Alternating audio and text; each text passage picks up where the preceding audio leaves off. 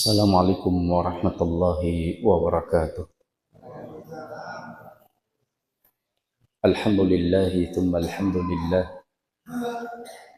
Alhamdulillahi alladhi nazzala al-furqana ala 'abdihi liyakuna lil 'alamina nadhira. Wa huwa alladhi ja'ala al-laila wan nahara khilfatan liman arada an yadhakkara aw arada shukura. Asyhadu an la ilaha illallah wahdahu la syarika lah. Wa asyhadu anna Muhammadan abduhu wa rasuluh.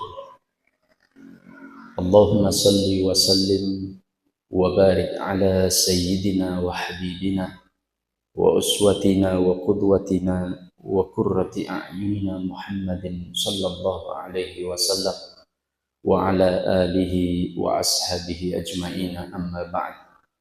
Ma'asyiral muslimin wal muslimat, hafizakumullah ta'ala. Alhamdulillah, pada kesempatan malam hari ini Allah Subhanahu wa ta'ala memberikan kepada kita kenikmatan-kenikmatan yang begitu besar. Salah satunya itu kenikmatan kesempatan waktu yang Allah Tabaraka wa ta'ala berikan kepada kula panjenengan semuanya.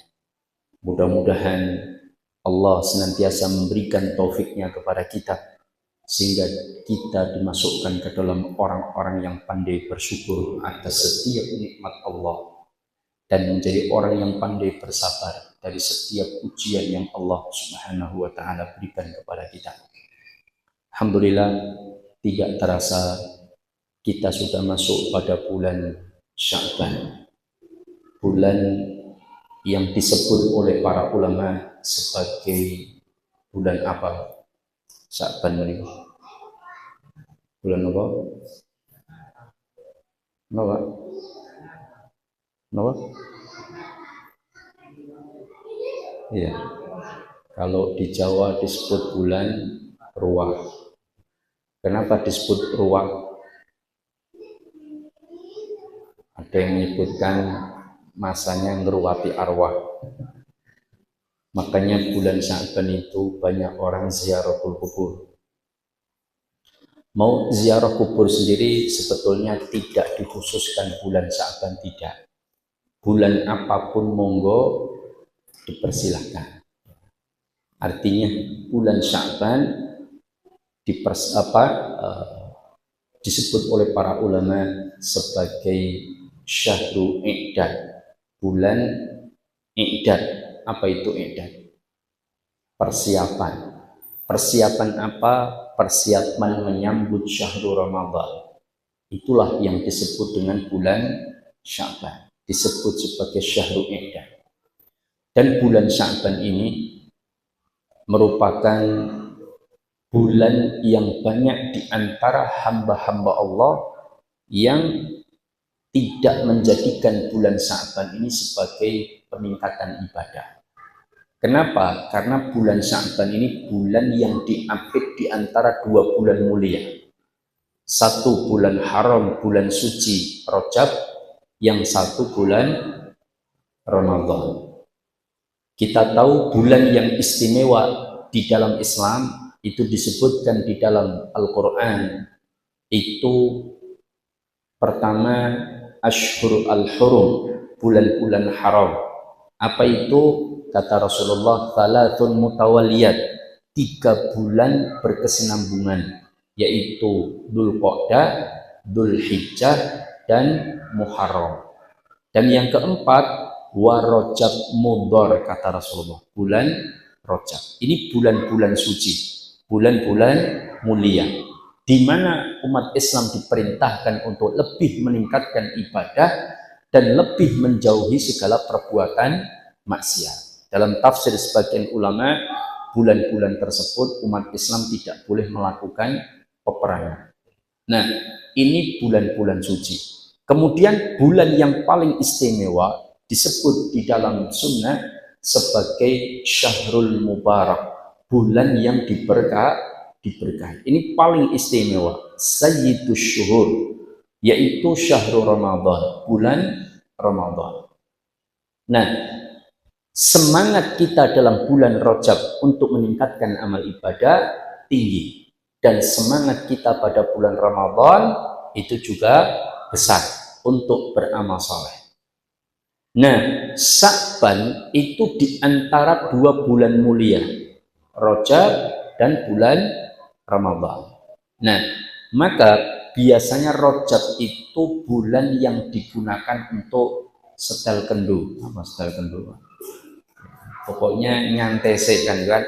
Wong aide bariki Ramadan meningkatkan amal ibadah, awake wis meningkatkan ibadah pada bulan Rajab, sekarang Sya'ban leren sik dilo. Ayo cah yen pengen ngombe es teh jumbo awan-awan saiki waktune. Kowe Ramadan wis ra iso. Pengen nyate bareng dolan, maka sekarang waktunya bulan Sya'ban. Pengen ngelotes awan-awan, monggo bulan Sya'ban. Ini banyak yang berpikir seperti itu. Bulan Sya'ban itu bulan untuk nyantai. Tetapi Rasulullah alaihi salatu wassalam memberikan contoh yang berbeda. Apa itu? Justru pada bulan Sya'ban ini Rasulullah sallallahu alaihi wasallam memperbanyak puasa sunnah.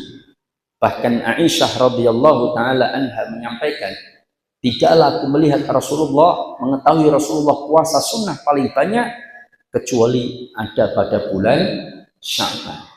Nah, Rasulullah itu meningkatkan amalnya, tetap ditingkatkan tidak hanya bulan-bulan suci 4 dan bulan Ramadan, tapi bulan Sya'ban justru juga ditingkatkan. Kenapa? Rahasianya kata para ulama, amal soleh itu kalau dikerjakan di saat kebanyakan orang tidak mengerjakan, itu lebih besar mendatangkan cinta Allah.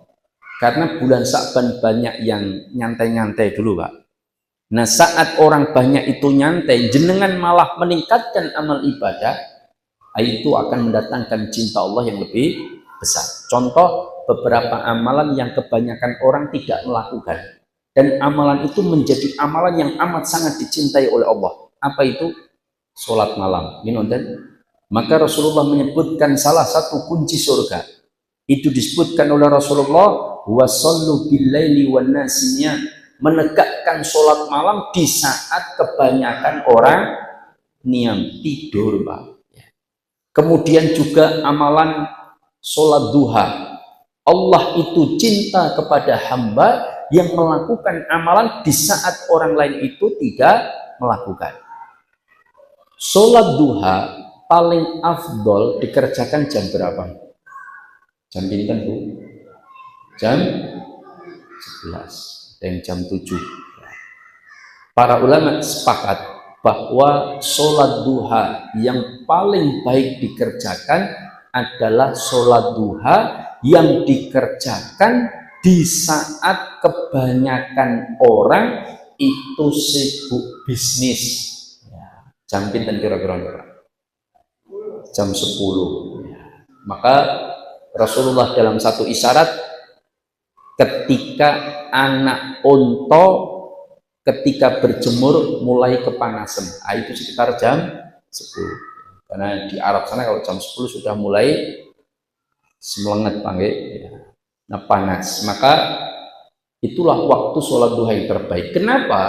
Karena di saat kebanyakan orang lalai, dia justru kembali kepada Allah. Maka orang itu disebut dengan awwabin, orang-orang yang kembali kepada Allah, bukan tawwabin. Kalau awwabin itu orang-orang yang bertaubat. Ini awwabin, orang-orang yang kembali kepada Allah.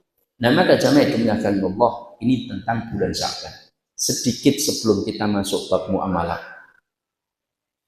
saya menyampaikan bagaimana persiapan kita untuk menyambut syahrul Ramadan. Ada 4 atau 5 yang ingin saya sampaikan singkat. Itu berkaitan dengan persiapan kita di bulan Ramadan. Sebabnya tadi, siapapun yang tidak menyambut syahrul Ramadan dengan persiapan yang sebaik mungkin, maka jaminan orang itu tidak menganggap bulan Ramadan itu bulan istimewa. Yo sudah Ramadan mangan-mangan bareng, oke takjilan, mangan wis bar, kan Mbak. Nah, dia tidak menganggap bahwa bulan Ramadan itu bulan di mana Allah memberikan kesempatan mencatat hamba Allah itu dibebaskan dari api neraka. Setiap hari bulan Ramadan Allah itu memberikan maghfirah, memberikan rahmat, dan memberikan jaminan pembebasan dari api neraka setiap harinya. Kalau kita tidak tercatat di hari pertama, maka upayakan kita tercatat di hari kedua. Nggak tercatat di hari kedua, di hari ketiga terus kita berusaha. Meskipun kita tidak tahu hakikatnya apakah tercatat atau tidak, tapi yang jelas kita berusaha. Mudah-mudahan Allah mencatat kita sebagai orang-orang yang dibebaskan nanti di akhirat dari siksa api neraka. Ada hadis memang Ramadan itu awaluhu rahmah wa awsatuhu maghfirah wa akhiruhu itqan minan nar. Ini hadisnya hadis palsu, hadisnya lemah, tidak bisa digunakan. Sebab dalam hadis disebutkan para ulama, setiap hari Allah itu juga memberikan rahmat, memberikan maghfirah, dan membebaskan dari api neraka. Itu setiap harinya, Pak. Nah, kalau dia meninggal di 10 pertama baru dapat rahmat, Pak, belum itqan minan nar, kan ini nggak tepat. Maka hadis yang lebih sahih itu adalah setiap harinya itu Allah turunkan rahmat, Allah turunkan maghfirah, dan Allah catat berikan dia dijauhkan dari api neraka. Lama kajamai Allah, meskipun hadis tadi sudah masyhur di kalangan masyarakat. Nah, maka jamaah Allah, ini berkaitan dengan keistimewaan bulan Ramadan. Orang yang tidak mempersiapkan diri untuk menyambut syahrul Ramadan, berarti dia menganggap Ramadan itu seperti bulan-bulan yang lain. Orang seperti ini biasanya posone nggih ala kadarnya, gitu kan? Ketika poso turu bar subuh tekan jam 11 pagi. Jam 11 tangi adus salat duhur, kadang salat ning omah, bar niku turu meleh. Yen ra turu yo ngegame, Pak, gitu ya. Tekan asar salat delok nonton sinetron Islami, bukan enten sinetron Islami, Pak, gitu ya. Nonton sampai adzan maghrib bar niku mangane kaya wong kaliren kan, balas dendam, sate, tengkleng, bakso, semongko, wis macam-macam dipangan kabeh ngantek kuwaregen bededeng salat maghrib glegeken terus ngantuk sisa. Itu yang terjadi. Maka orang yang tidak mempersiapkan diri berarti menganggap bulan Ramadan itu tidak istimewa. Jangan kalau kedatangan tamu tonggone RT wis biasa teko ning omah, itu kira-kira disambut dengan mewah napa mboten? Mboten, karena wis biasa teko. Tapi kalau sing datang itu calon bisan saka Jakarta misalnya, kira-kira disambut napa mboten? Disambut, omahe dicet, kolam iwake sing mati pecah didandani, diuripke iwake, kemudian sekeluarga dikasih baju sarimbit, disiapkan oleh-oleh. Kenapa dia bisa mempersiapkan seperti? Karena menganggap tamu yang datang itu istimewa. Maka dia tidak ingin penyambutannya gagal. Maka oleh karena itulah kita bagaimana mempersiapkan syahrul Ramadan. Pertama, apa yang perlu dipersiapkan? Kata para ulama, yang pertama mempersiapkan hati. Kenapa kok hati kudu kedah dipersiapkan, Pak Ustadz? Karena begini, yang menentukan seluruh anggota tubuh kita dan yang mengendalikan itu adalah hati. Mata, telinga, tangan, kaki, mulut, pikiran, itu semua yang mengendalikan adalah hati. Ala fa inna fil jasadi mudghah idza saluhat saluhal jasadu kulluh wa idza fasadat fasadal jasadu kulluh. Maka kata Rasulullah, ketahuilah dalam tubuh manusia itu ada segumpal daging, yang jika daging itu baik, baiklah seluruh tubuhnya, dan jika segumpal daging itu buruk, maka buruklah semua. Kita kalau pengen tahu kolbun, hati kita, jantung hati kita itu baik atau sehat ataupun rusak atau sakit, itu lihatlah anggota tubuh kita. Mata kita, telinga kita, mulut kita, pikiran kita, tangan kaki kita. Kalau buruk, berarti hati kita bermasalah. Padahal Ketika kelak nanti kita menghadap Allah, orang yang paling selamat adalah orang yang paling baik hatinya. Yauma la yanfa'u malun wala banun illa man atallaha biqalbin salim. Maka hati yang paling salim itulah yang paling selamat. Makanya berkaitan dengan perkara hati ini, Allah sampai bersumpah 11 kali dalam Al-Quran. Tidak ada satu pesan yang Allah sampaikan di dalam Al-Quran yang didahului dengan sumpah yang paling banyak kecuali dalam perkara masalah urusan hati. Surah nopo itu? Wasyamsi wa duhaha wal qamari idza talaha wan nahari idza jallaha wal laili idza yaghshaha was samai wa ma banaha. Sampai 11 kali bersumpah baru Allah menyampaikan apa? Qad aflaha man zakkaha. Sungguh beruntung orang yang mensucikan jiwanya. Makanya hati itu kenapa penting ditata? Karena hati itu yang mengendalikan diri kita semuanya. Mata kita, telinga kita, pikiran, dan tangan kaki kita. Hatinya baik, maka insya Allah baik. Kalau hatinya buruk, maka yang lain akan menjadi buruk. Ya.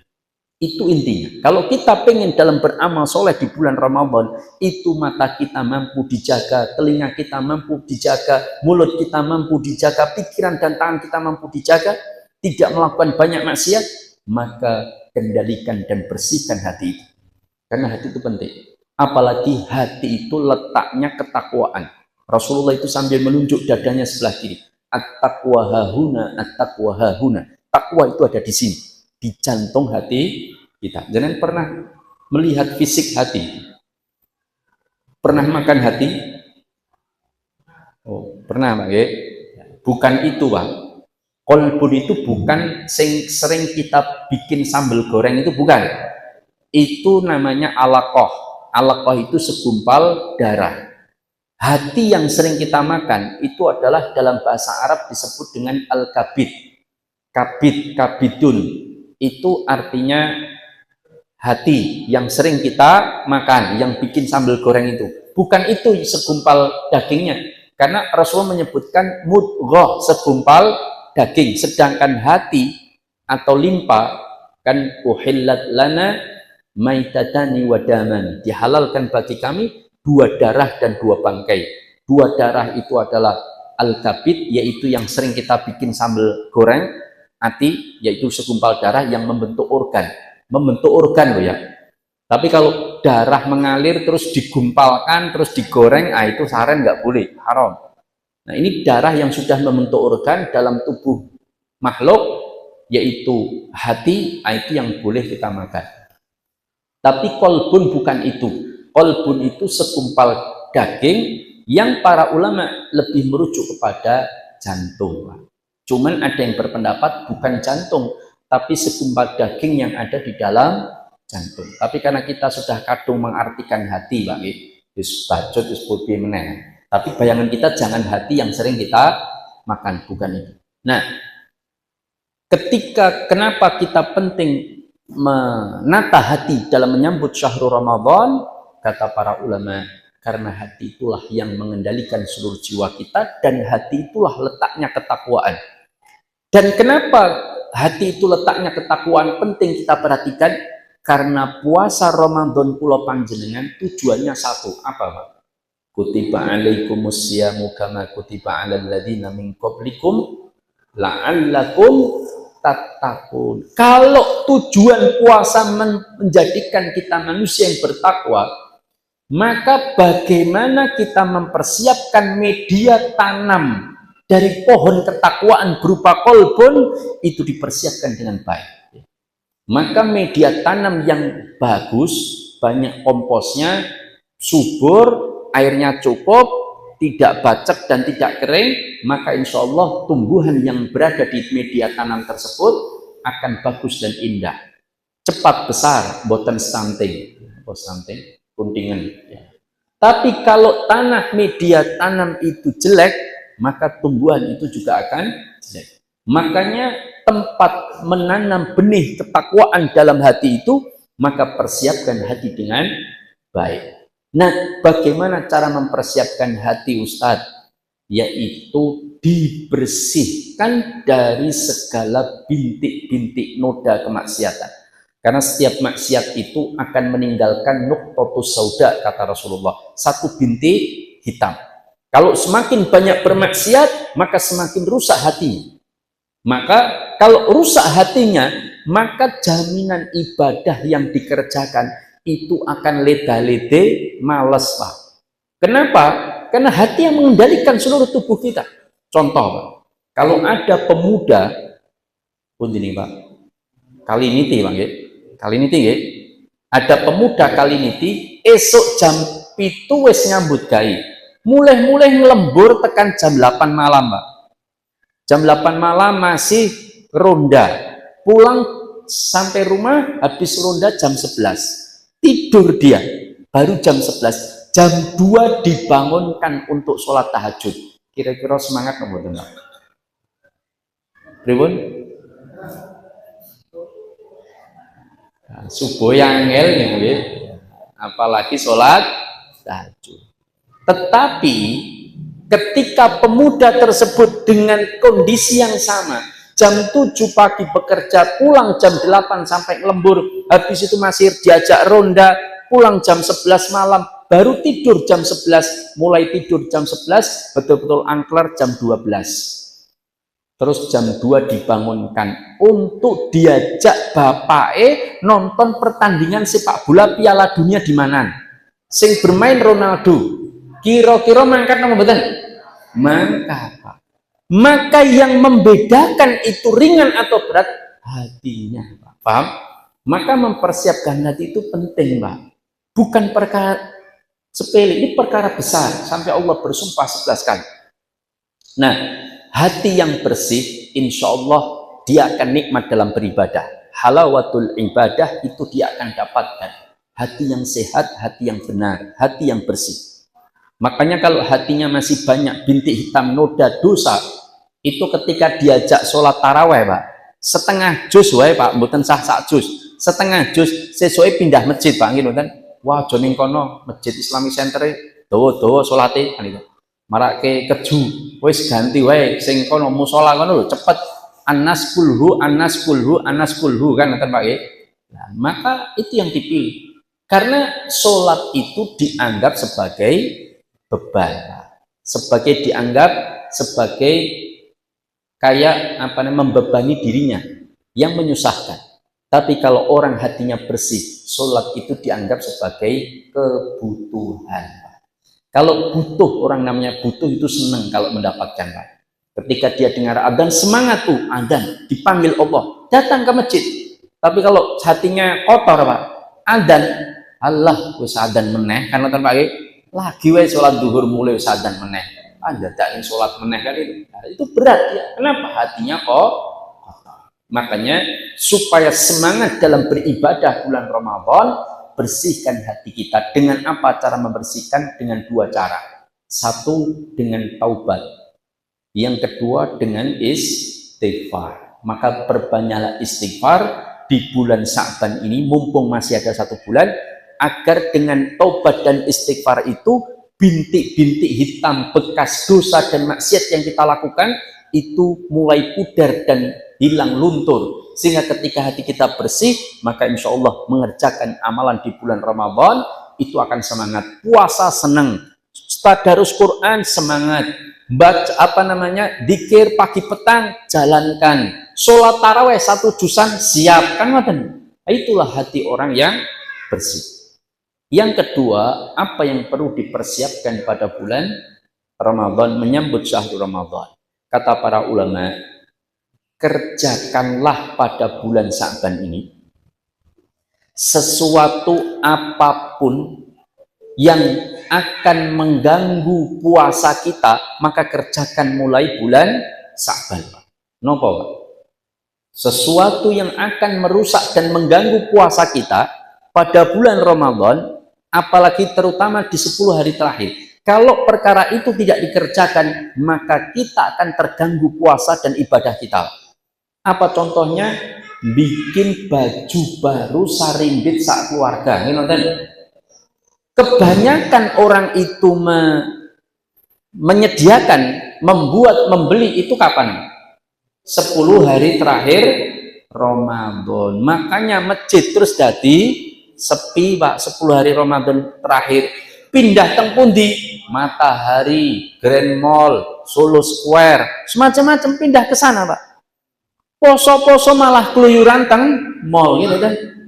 Atau perkara-perkara yang membuat dia disibukkan dengan dari urusan ibadah, yaitu menyiapkan segala apapun yang dia butuhkan pada saat Syawal. Contohnya, karena banyak di antara kaum muslimin 10 hari terakhir malah sibuk goreng rengginan. You know that? Ya.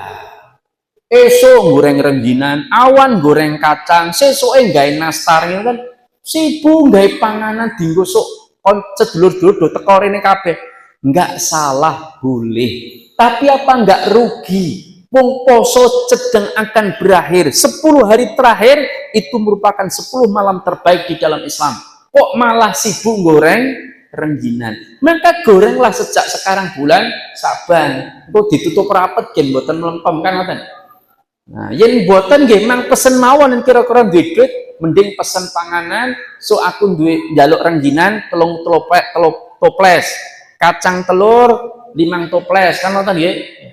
Sehingga dia fokus ibadah kepada Allah. Kalau perlu 10 hari terakhir itu iktikaf. Oh, ini masjidnya pun cocok tinggi iktikaf. Mboten sumo dibuka langsung kena AC, air cendilo ya. Dari luar seger kan ngoten, Mbak. Nah, maka semangat. Ini pernah digunakan iktikaf? Oh, belum, Mbak. Oh, baru ini nggih. Ramadan masuk tahun. Lama kejamnya dinyakan Allah, maka gunakan untuk ibadah kepada Allah. Jangan sampai kita disebut dengan urusan dunia. Makanya sebetulnya Mbak, kita itu berangan-angan, andaikan libur panjangnya itu bukan Lebaran Idul Fitri. Libur panjangnya itu adalah Idul Adha. Sebab kalau libur panjangnya Idul Fitri, Pak, bukannya salah, bukan, tetapi kenyataan banyak orang lalai tidak sibuk ibadah di 10 hari terakhir, malah sibuk mempersiapkan mudik. Ini nonton Pak, tuku tiket, tuku oleh-oleh, gawe seragam anyar, itu biasanya 10 hari terakhir. Kadang-kadang 4 hari sebelum Lebaran pun mantuk teng desa Pak. Teng mriko kumpul Pak Lie, Pak Dene, ponakane, adike, mase, mbake, bapak ibu kumpul di sana.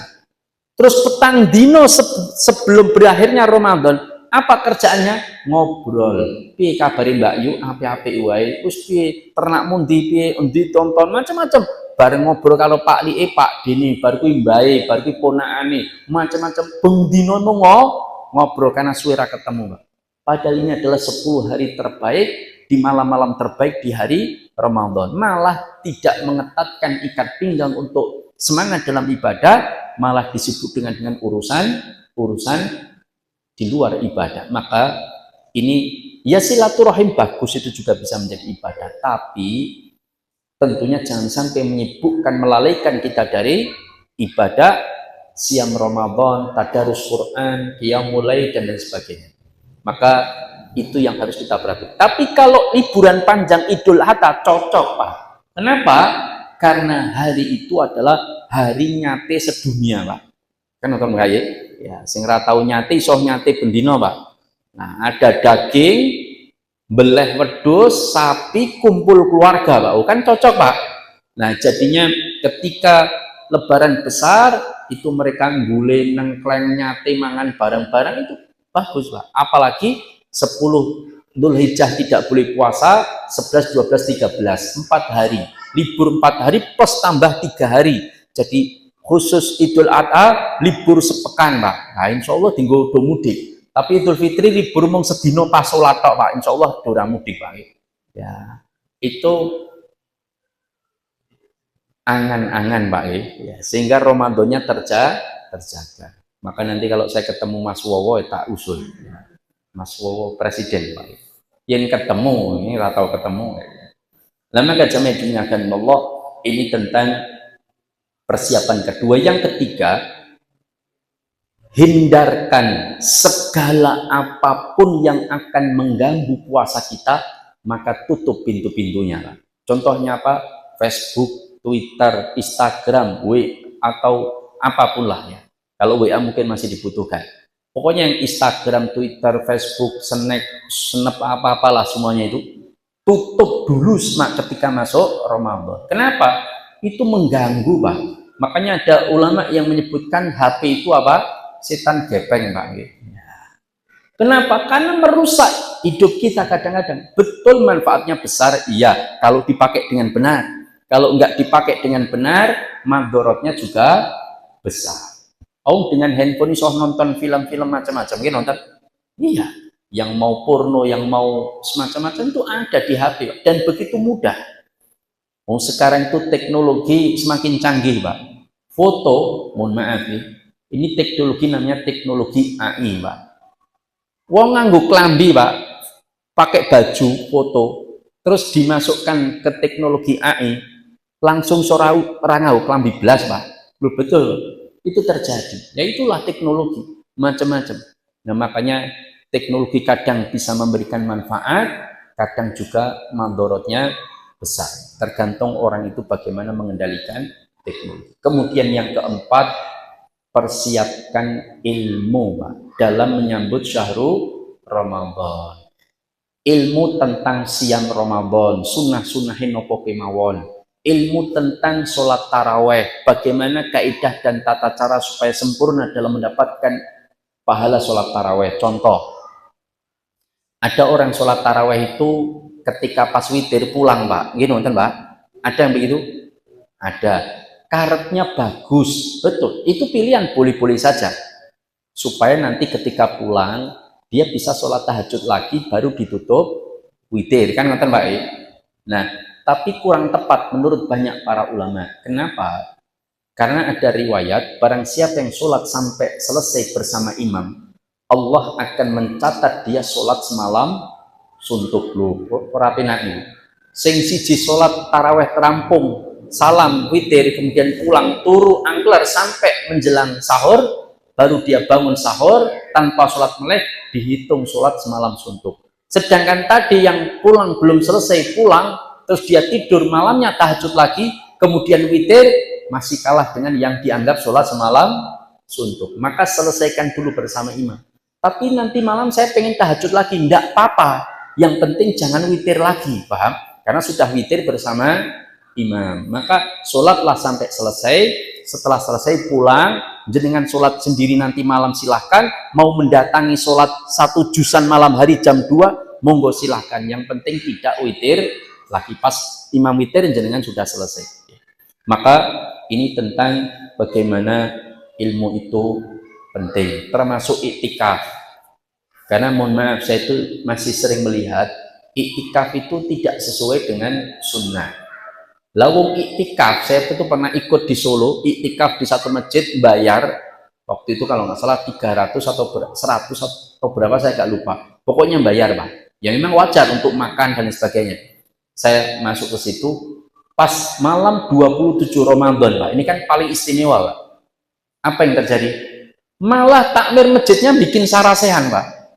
Jadi ba'da taraweh, ba'da isya taraweh, kemudian habis taraweh, kemudian kumpul semua para orang-orang yang iktikaf silahkan kumpul di masjid di tengah, semua kumpul itu, kemudian takmirnya menyampaikan ulasan tentang program-program iktikaf di masjid tersebut. Habis itu selesai, monggo bapak-bapak, kita mau sarasehan, kita ingin jenengan ada testimoni. Siapa yang dari Klaten? Saya, Pak. Monggo silahkan maju, Pak. Gimana iktikaf di sini, enak atau tidak? Oh, alhamdulillah enak, mangan enak-enak, diperhatikan, kopi tersedia, jahe tersedia, enak-enak macam-macam.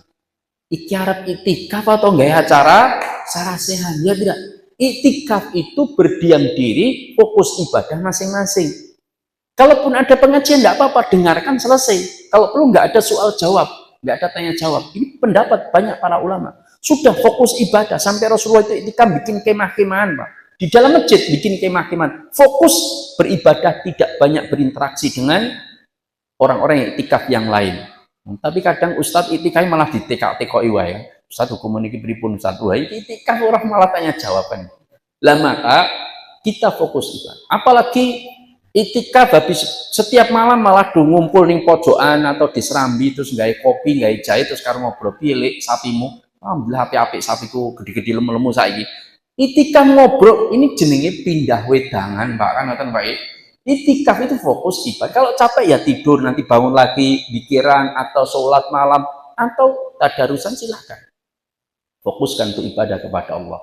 Ustadz, apakah mendapatkan Lailatul Qadar itu juga harus itikaf? Tidak. Dan di rumah pun bisa mendapatkan malam Qadar. Tetapi dengan itikaf itu lebih semangat di dalam ingin mendapatkan malam Qadar.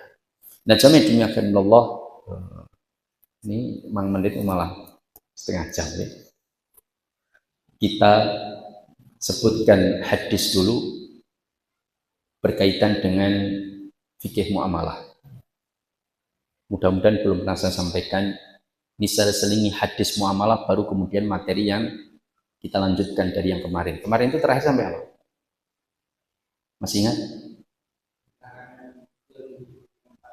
Tempat, karena tempatnya. Oh ya.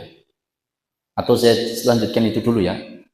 Larangan jual beli karena tempatnya. Yang pertama dulu karena tempatnya, kedua karena waktunya. Waktunya sudah lupa ya. Kemudian yang ketiga karena zatnya. Nah, nanti karena zatnya saya sebutkan hadis ini. Nah, pertama larangan jual beli karena tempatnya itu di masjid, Pak. Masjid, musola dalam pengertian masjid kecil itu nggak boleh untuk jual beli. Tapi kalau musola dalam pengertian fikih yaitu tanah lapang yang digunakan untuk sholat 2 hari raya itu boleh, Pak. Ya. Nah, itu harus dibedakan.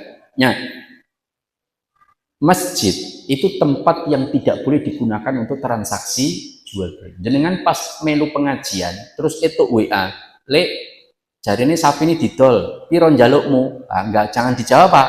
Keluar dulu dari masjid, jawab WA, "Sapiku njaluki 17 yuta." Selawe wae, Lek. Wah, durung iso. Wis karo kowe kanca 26,5, rapopo. Yen karo wong liya tak kei 26, regane kowe kanca 26,5. Lah maka boleh, tapi di luar, Pak, jangan di dalam masjid karena bukan tempat untuk berjual beli.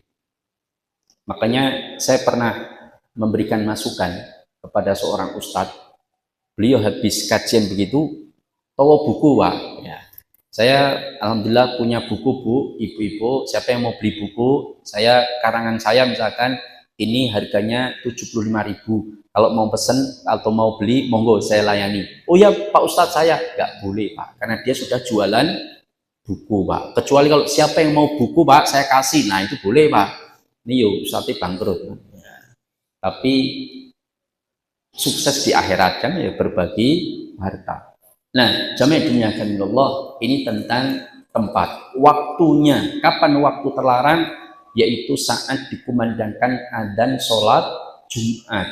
Itu terlarang untuk berjual beli. Sebagian ulama berpendapat saat setiap dikumandangkan adzan sholat 5 waktu itu terlarang untuk jual beli. Apakah untuk semuanya? Bukan. Untuk yang wajib sholat Jumat atau sholat berjamaah di masjid itu terlarang. Tapi untuk ibu-ibu musafir itu masih dibolehkan. Tapi tetap dianjurkan sholat tepat waktunya di awal waktu. Tapi kalau bapak-bapak segera tutup tokonya atau tinggalkan ke istrinya, dia pergi ke masjid untuk sholat berjamaah di masjid.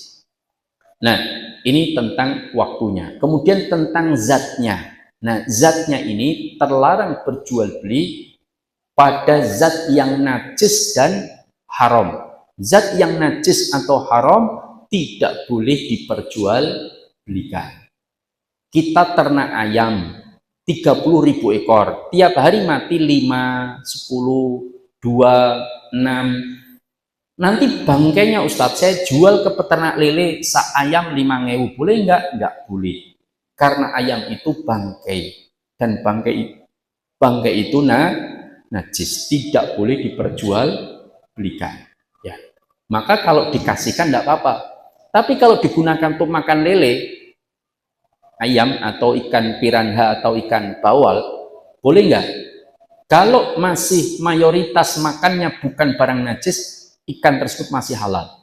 Tapi kalau mayoritas dia diberi makan barang najis, mayoritas makannya itu seperti kotoran manusia, karena ada itu di beberapa wilayah, kayak di Cirebon, Pak, itu banyak yang bikin empang, di atasnya WC, Pak. Bahkan ada seorang bapak-bapak dari Cirebon datang ke pondok kami di Waru Karanglo itu ketika melihat gazebo kami yang di atas kolam ikan, 2 kolam, itu malah usul begini, Pak Ustadz, ini ikan dikasih makan apa? Ya makan pelet, Pak, beli. Waduh, sayang Pak Ustadz, ini santri kan banyak Ustadz. Nah WC-nya nggak usah masuk septic tank Ustadz, nanti masuk aja ke kolam ikan. Ikannya nggak usah dikasih makan sebulan, itu nanti kelaparan, nanti kotoran santrinya masuk ke kolam, ya nanti kadang kemambang sebentar, nanti jadi mas kumambang ya. Itu nanti dimakan ikan Ustadz, nanti ikannya gemuk-gemuk insya Allah, karena makan kotoran manusia. Nanti ikan gemuk-gemuk bisa dipanen, dimakan santri. Santri buang kotoran, dimakan ikan, muter. Wah, jane yo ngirit-ngirit ini Pak. Ya, tapi jadi ikannya haram, namanya ikan jalalah. Tidak boleh untuk dimakan, karena mayoritas makannya benda najis atau haram. Saya pernah mendapati mas-mas itu anak muda, yo kira-kira umur selawi 30-an, sedang berdili tikus di got itu loh. Cari tikus, berdili tikus. Saya tanya, Mas, dingin apa Mas berdili tikus? Anu Mas, dingin mangan iwak lele. Waduh, lelenya ternyata dikasih makan tikus. Kalau itu mayoritas, maka lele ini haram dimakan. Tapi kalau masih bukan mayoritas, kadang kalau dikei tikus, tapi mayoritas makannya itu pelet, masih halal. Cuman ikan yang haram menjadi ikan jalalah karena makannya benda najis atau haram, jangan dibuang. Itu bisa disterilkan. Kata Imam Syafi'i, kalau hewan itu kecil seperti ikan, cukup disterilkan 3 hari. Semakin lama semakin bagus. Misalkan ditaruh di tempat yang jernih atau yang tidak najis, dikasih makan yang bukan haram atau najis selama 3 hari atau sepekan, nanti habis itu disembelih boleh, Pak. Jangan dibuang. Cuman kalau yo rodo jijik yo cul kene ning kali engko gen dipancing tiang sanes ya, biar dimakan mereka setelah tersterilkan selama beberapa hari. Ini delalah ning kali terus mangan yo kemampul yo malah yo parah. Tapi kayaknya di kita nggak ada yang buang hajat di sungai, Pak, pun gadah WC masing-masing. Nah, maka ini berkaitan dengan jual beli barang najis, itu tidak diperbolehkan. Saya sebutkan hadisnya agak singkat karena sudah ada. Wa an Jabir ibn Abdullah radhiyallahu taala anhu annahu sami'a Rasulullah sallallahu alaihi wasallam yaqul amal fathi wa huwa bi Makkah. Ketika pada tahun Fathul Mekah dan Rasulullah berada di Mekah, maka Rasulullah mengatakan kepada kaum muslimin, innallaha harrama bai'al khamri wal maitah wal khinzir wal asnam. Rasulullah itu, sesungguhnya Allah itu, kata Rasulullah, harrama bai'al khamr. Rasulullah, Allah itu melarang jual beli khamr. Khamr itu dilarang pada 10 hal. Khamrnya itu sendiri, yang memeras buah untuk dibuat khamr, pegawai pabrik brandy, vodka, ciu, topi miring, itu haram pekerjaannya. Yang minta diperaskan juragannya ikut dilaknat, yang mengantarkannya khamr tersebut ke tengkulak juga dilaknat, yang minta diantarkan sing nyeluk gokar juga dilaknat, yang membelinya, yang menjualnya, yang menuangkan air ke gelas khamr tersebut, kemudian yang meminumnya, dan istri anaknya yang menikmati hasil penjualan khamr. 10 kelompok ini dilaknat oleh Allah Subhanahu wa taala. Maka hati-hati. Maka jual beli khamr itu tidak boleh. Kemudian wal maitah, dan jual beli bangkai. Maitah itu bangkai, tapi ada bangkai yang boleh diperjualbelikan karena halal, yaitu bangkai binatang laut ataupun ikan, Pak. Semua ikan bangkainya boleh dimakan dan boleh diperjualbelikan asalkan tidak membahayakan. Kalau bangkai lele wis bosok pun jamuran, lah itu nggak boleh dimakan. Namanya memadorotkan diri sendiri. Oh, ini bangkai halal, yuk halal, tapi ini memadorotkan, nggak boleh. Tapi bangkai yang barusan mati, belum bosok, silakan dimakan, boleh. Sebab kata para ulama, inilah bentuk rahmat Allah. Allah memberikan pengecualian pada ikan. Andaikan ikan itu wajib disembelih, Pak, maka insya Allah teri nasi regone sekilo 10 juta, Pak. Sebab membeli angel. Teri nasi itu sembelih pripun, Pak? Kan susah. Maka ikan boleh tanpa disembelih. Nah, ini tentang bangkai. Bangkai termasuk tidak boleh dimanfaatkan apapun dari bangkai kecuali kulitnya. Jika sudah disamak seperti bangkai kambing, sapi, onta, itu kalau mati, belum tidak disembelih mati kan bangkai, Pak. Itu daging-dagingnya gajihnya dibuang, Pak. Kulitnya silahkan diambil, disamak itu dihilangkan lemak dan dagingnya dari kulitnya dengan cara kalau dulu kulit delima atau manggis saya lupa, pokoknya dideplok terus ditutul-tutulkan ke kulitnya, perlu dijemur, Pak, sampai kering, nanti mereteli, Pak, daging dan minyaknya nanti dibersihkan, dicuci, nah boleh dimanfaatkan, mau buat tas, buat sabuk, buat dompet silahkan, tapi tidak boleh dimakan. Ikan wis suci, tidak boleh sebab dari bangkai, Pak, dari hewan yang tanpa disembelih. Tapi kalau hewan yang disembelih, sapi misalkan, kulitnya nggak usah disamak, digoreng langsung, boleh. Tapi kalau didahar mentah-mentah jangan. Oke, alot gitu. Ini tentang maita wal khinzir dan daging babi. Itu juga tidak termasuk yang dilarang. Jualan babi juga haram, tidak diperbolehkan. Wal asnam dan patung-patung. Wallahu ta'ala a'lam. Barangkali ada pertanyaan, saya persilahkan. Kalau nggak ada, kita tutup untuk adzan dan sholat isya. Ada? Nggak ada, ya? Oh, ada.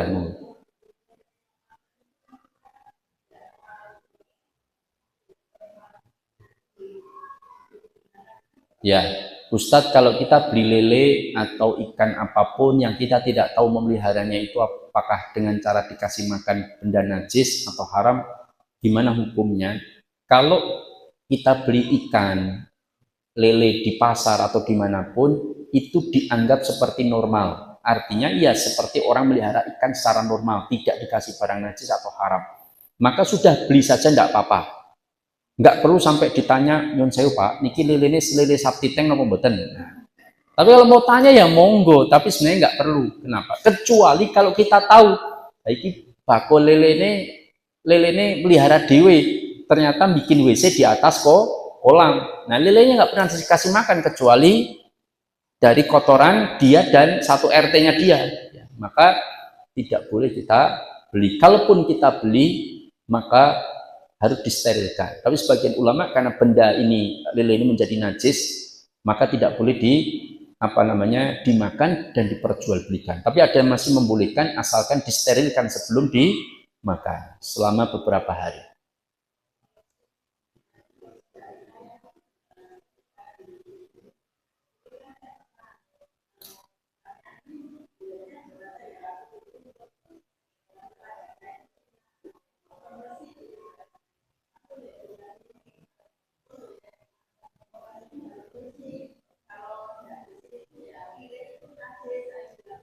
Iya, iya. Bagaimana jika kita beli ayam, kita tanya bagaimana penyembelihannya? Ya enggak apa-apa, itu lebih bagus. Ini penyembelihannya gimana, Mas? Kula kulaan tok niki kula mboten nyembelih. Lah kulaane ning ndi?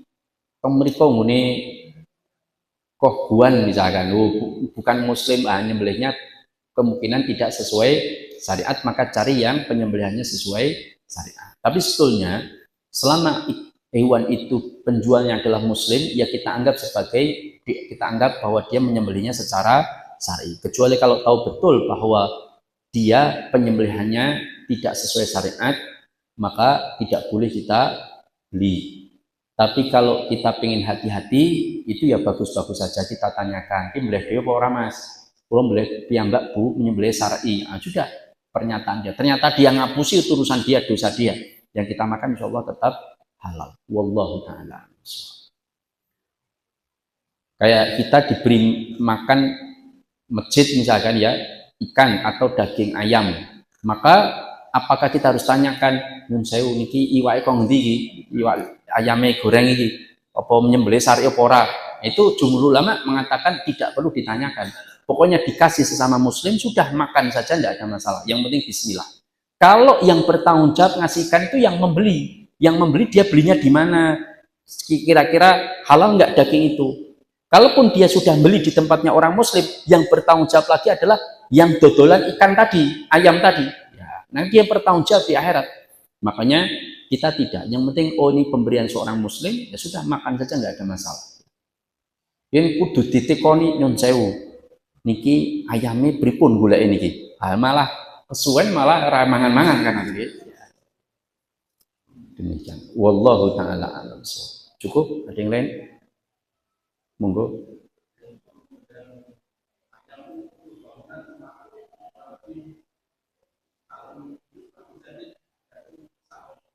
Ya. Ya, bagaimana jika penyembelihan ayam itu lubangnya cuma 1 cm, sah atau tidak?